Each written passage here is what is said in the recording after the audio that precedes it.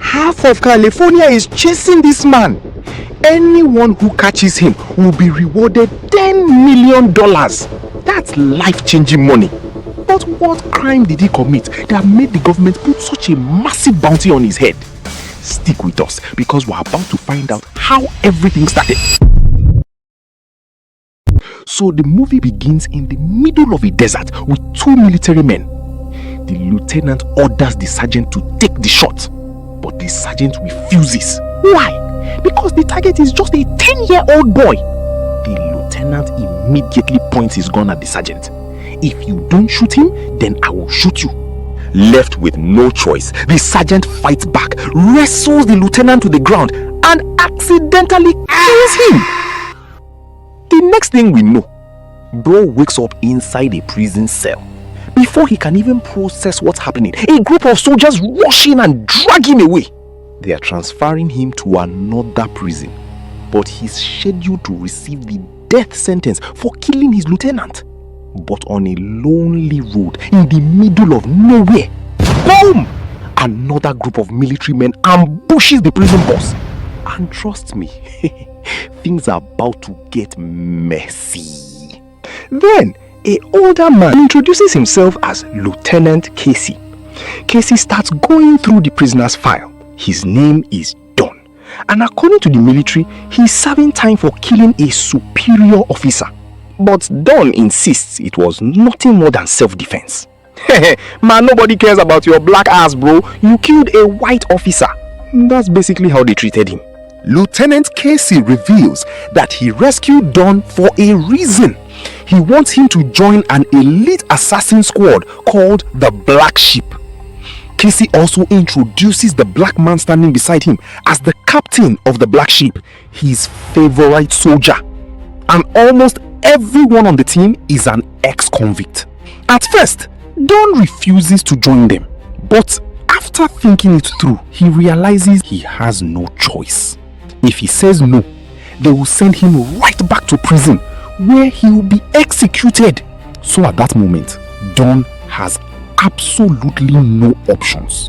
Back at the Black Sheep camp, where all the members gather for their secret meetings, everyone welcomes Mr. Don, the newest member of the team. Suddenly, Lieutenant Casey walks in and calls for everyone's attention. He begins briefing the crew on their next emergency mission. Their target is a man named Donald Bacart, a powerful industrialist who secretly manufactures deadly weapons, dangerous drugs, and sells them on the black market all over the world. Casey reveals that Donald Bacart will be escorted by the First Lady of the United States through Los Angeles tomorrow at exactly 10 a.m. And guess who is taking the shot? Mr. Don. But there is one strict rule. If anyone gets captured, they are on their own. In other words, if you get caught, the Black Sheep will hunt you down instead. And trust me, things are about to get messy.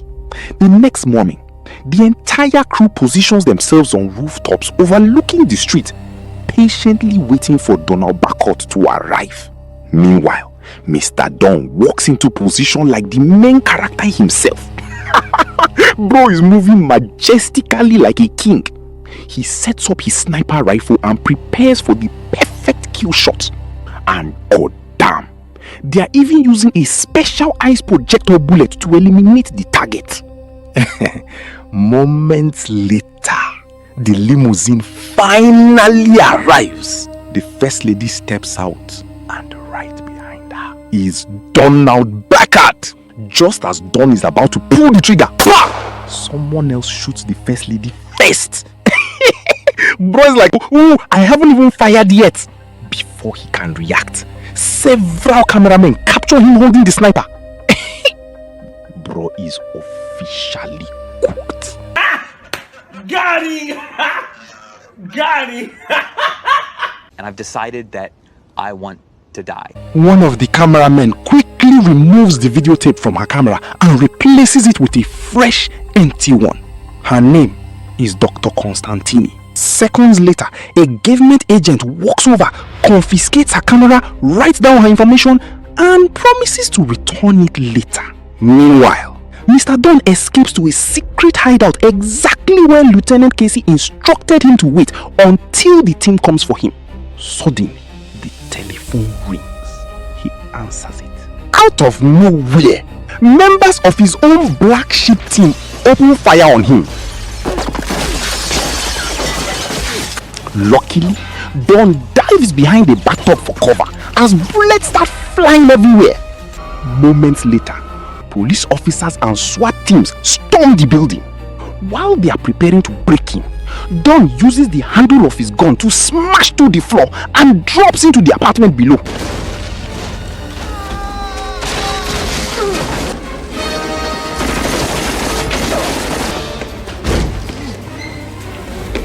The SWAT team chases after him and throws him a tear gas grenade. But the legend already covered his nose before it exploded. The moment the officers rush inside, Don attacks one of them. Bing, bing, bing, bing, bing, bing, and an intense shootout begins. The officers immediately call for backup. More SWAT members flood into the building while another officer carries an injured teammate to the ambulance.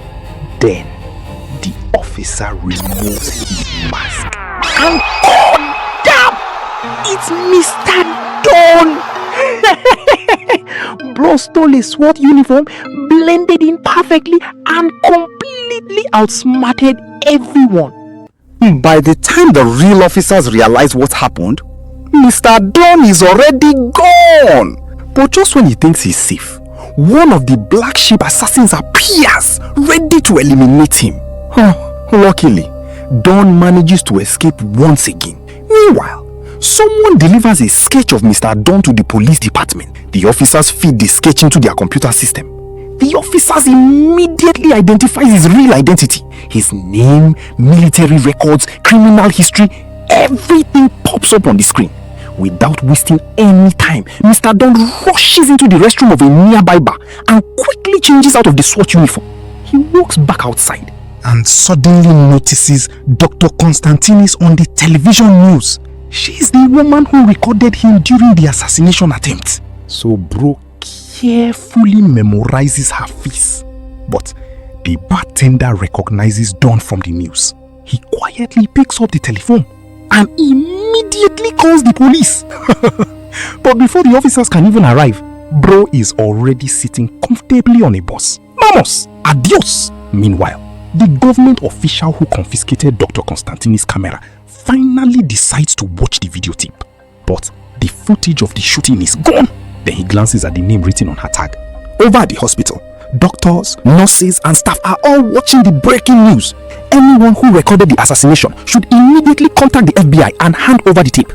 Dr. Constantini walks into her office, opens a drawer, and pulls out the real videotape. She reaches for the phone, about to call the FBI, but before she can, God damn! Mr. Don arrives at the hospital. He's looking for the very same woman, the lady who recorded him, Dr. Constantini. Don quietly copies down her personal information and starts tracking her location. A few moments later, the police storm the hospital, showing everyone Don's sketch. Don peeks through a window. How the hell am I getting out of here? Bro comes up with the craziest idea. He jumps inside a trash can. And trust me, things are about to get messy. The janitor pushes the trash can toward the elevator, and somehow he ends up sharing the same elevator with several police officers. Mr. Don's shoe accidentally sticks out of the trash can. He quietly pulls it back inside. But one officer notices something strange. Oh my God! Don slowly grips his gun, ready to shoot if things go south. Luckily, the officer simply presses the elevator button and looks away. Whew. That was one serious heart-stopping moment. Meanwhile, Lieutenant Casey arrives at the police department with several military officers. But here's the twist. His real name isn't Lieutenant Casey at all. He's actually General Adam Woodward. Bro has been hiding his true identity from his own assassin team this whole time. Smart move. General Woodward tells the police, "The President of the United States has authorized me to take control of this investigation." He orders everyone to cooperate fully, and if anyone finds the real videotape, it comes to me first. Meanwhile, Dr. Constantini finally arrives home. Just as she's about to unlock the door, a man suddenly covers her mouth from behind. It's Mr. Don. Once they are inside, Don immediately asks her for the videotape. But instead of handing it over, Sis pulls out an inhaler and tries to defend herself with it. Come on now, an inhaler? Don plays the tape and finally sees the real assassin, the man who actually shot the First Lady. Which means Don has been framed all along.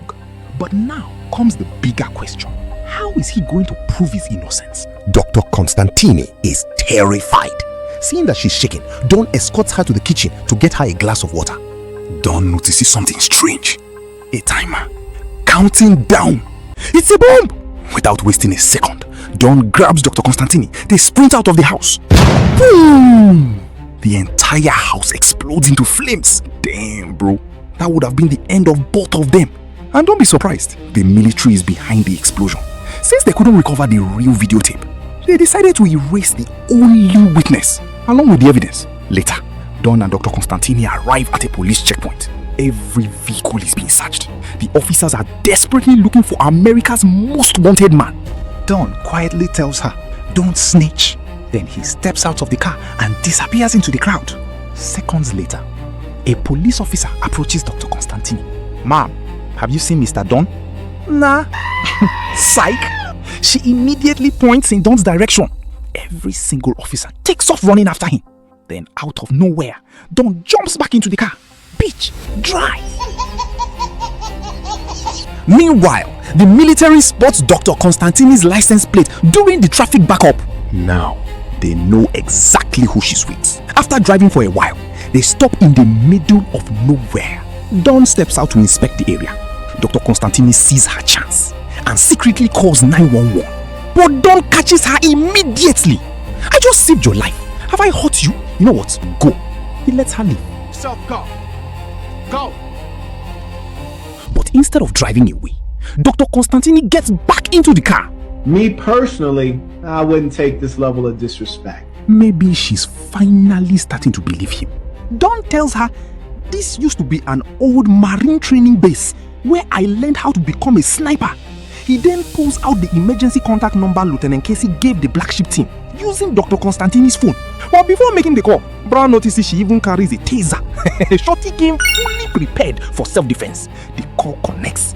But instead of Casey, another man answers. He introduces himself as Rackmill, Deputy Director of the Police. Rackmill immediately asks, "How did you get this private number?"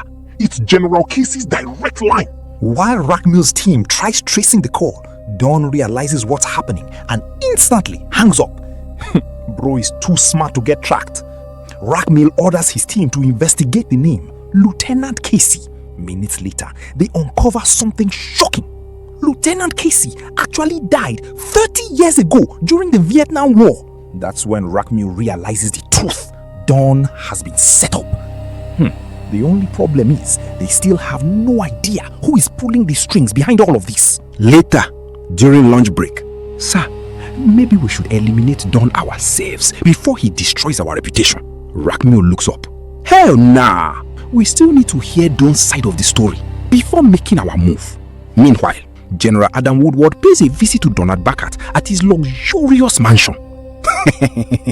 Before saying a single word, bro dismisses all the ladies in the room, and goddamn, my guy couldn't stop staring at Shorty's boobs. Focus, General. Focus.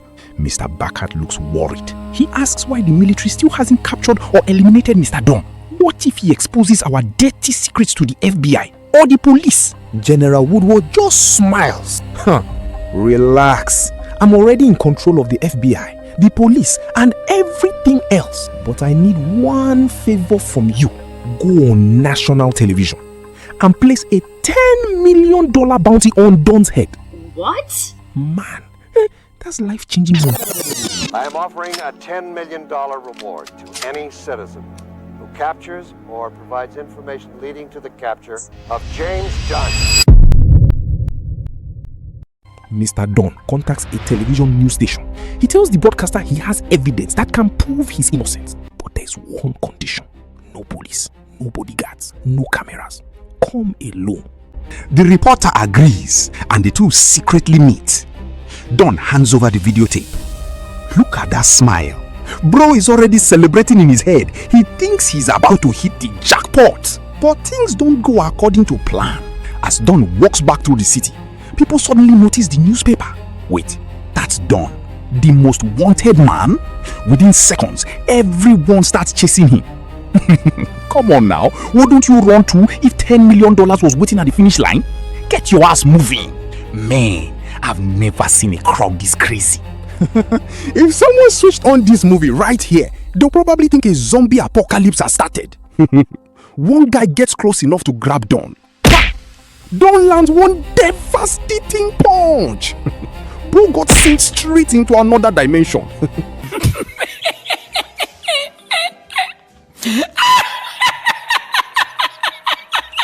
That punch was absolutely peak. After running for what feels like forever, Dunn gets exhausted. So he jumps onto a busy highway. Tires screeching. Cars begin swerving everywhere. Skrrr, bang, crash, explosion. Vehicles slam into each other and chaos breaks loose. Meanwhile, the legendary Dunn has already escaped. He hides beneath a bridge where several homeless men are relaxing. Back at the television station, the reporter returns to the office full of excitement. I met him face to face. Why are all of you looking at me like that? You all should be celebrating. God damn. General Woodward and his military team are standing right there. Hand over the tape. Now. The terrified reporter immediately surrenders the videotape. General Woodward receives a phone call. The police believe they found Dunn hiding beneath a bridge. Within minutes, the general arrives with a military helicopter. The officers surround the suspect, remove the blanket. Hell nah! It's not done. Bro swapped clothes with a homeless man and slipped away long before they got there. General Woodward orders one of his trusted men edit the assassination footage, make it look like Dunn pulled the trigger. And goddamn, if they pull this off, Mr. Dunn is officially cooked. Meanwhile, when Dunn gets back home, Dr. Constantini almost blows his head off, thinking he's an intruder. Bro is looking like a Halloween costume. What happened to your face? I'm worth $10 million now. So Shorty starts treating Brody's wounds. As time passes, they two slowly begin trusting each other. Dunn opens up about everything, from the beginning to the end of his life story. Dr. Constantini finally realizes this man has been framed all along. Suddenly, they switch on the television, and goddamn, the news is showing Dunn pulling the trigger. Bro loses it immediately. He grabs the phone and calls the news reporter. The reporter admits the truth. The military forced him to hand over the tape. Their only piece of evidence has been hijacked. But giving up? Hell nah. Later, Dunn searches through online court records using a public computer. Eventually, he finds information about a former soldier who sued the military, claiming they secretly experimented on him with an unknown vaccine. Hey, just as Dunn is about to leave, a security guard stops him. And things are about to get messy. The guard smiles and asks Dunn for an autograph. Bro thought he was a celebrity. That was actually peak. Meanwhile, Dr. Constantini visits the hospital archives, searching for the soldier's medical records. But there's nothing there. Before leaving, she gives one of the staff members her phone number. If you find anything, please call me. Later, General Adam Woodward completely loses his temper. You're a disgrace! He's furious that the security guard allowed Dunn to use the computer. Then, the general discovers exactly what Dunn searched for. Now he's even more furious. His assistant forgot to erase those records, which means Dunn has just uncovered another major clue. Not long after, Dr. Constantini receives a phone call. The hospital employee finally found the missing file. The soldier who underwent the vaccine experiment was registered under Donald Beckert. Without wasting another second, Dunn and Dr. Constantini drive straight to Beckert's mansion.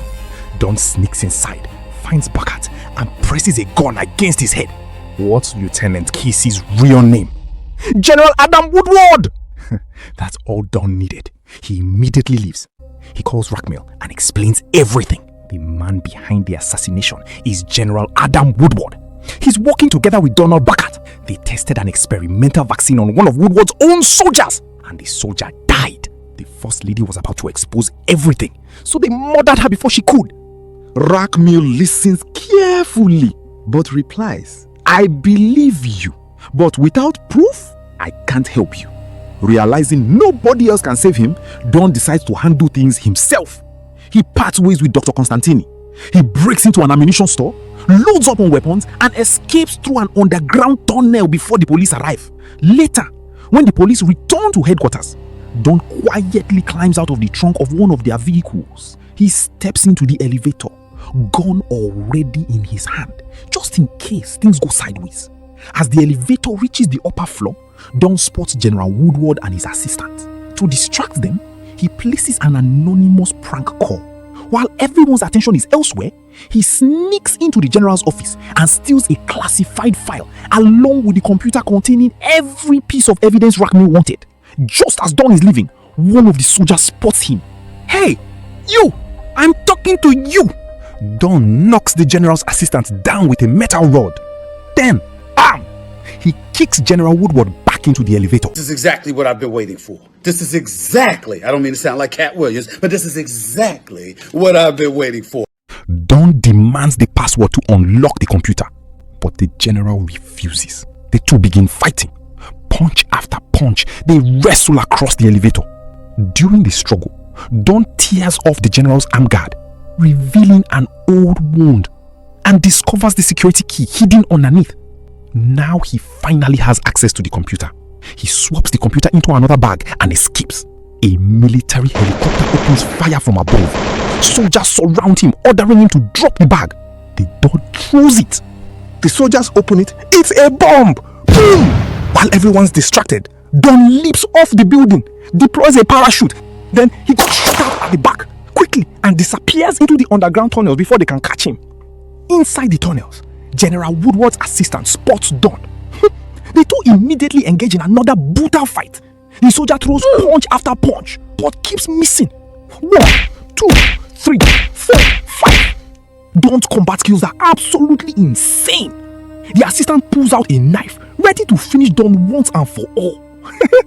But Don remembers Dr. Constantini's taser. He zaps the guy right between the legs. Bro, you're definitely not enjoying today. The soldier collapses to the ground, shaking uncontrollably. Dan escapes once again, rushes into a grocery store, looking absolutely wild. Pow, pow, pow, pow! Ah! Within seconds, everyone runs for their lives. Dan reaches a public telephone, calls Rackmill, connects the stolen computer, and transfers every classified file. The documents expose the entire conspiracy, including the plan to assassinate the First Lady. After seeing the evidence, Rackmill finally believes Dan and immediately sends his men to rescue him. Meanwhile, the military storms the grocery store, but General Adam Woodward completely loses his temper when he realizes Mr. Dan is gone again. Suddenly, General Adam receives a phone call. It's Rackmill. Rackmill says, "Since I'm the one helping you catch Dan, I want my share of that $10 million bounty." General Adam doesn't even hesitate. "Fine, we'll split it equally. 5 million for you, 5 million for me." Later, General Adam and Donald Burkhardt arrive at the abandoned warehouse where Rackmill is waiting. Burkhardt immediately asks, "Where are the files?" "My money first." But instead of handing over the evidence, Rackmill reveals that he already knows everything. "You assassinated the First Lady, and you secretly experimented on a soldier using an illegal vaccine. The moment he tries to escape, paw, they shoot him down." General Adam then grabs a gun, walks toward a man tied to a chair, and empties the magazine. Paw. But wait, when he looks closer, he realizes he just killed his own second in command. What an absolute mess. Then, out of nowhere, Mr. Dan steps out of the shadows and shoots General Adam Woodward. The general drops to the ground, right beside his assistant. Hacker. The next morning, every television station is broadcasting the truth. The conspiracy has finally been exposed. Donald Burkhardt, General Adam Woodward, the assassination, the vaccine experiments, everything. With all the evidence made public, Mr. Dan is officially cleared of every charge. He's finally a free man. And that's the end of the story. If you enjoyed this movie recap, don't forget to like, subscribe, and turn on the notification bell so you never miss another amazing recap from RayRaeComic. Thanks for watching, stay safe out there, and I'll see you in the next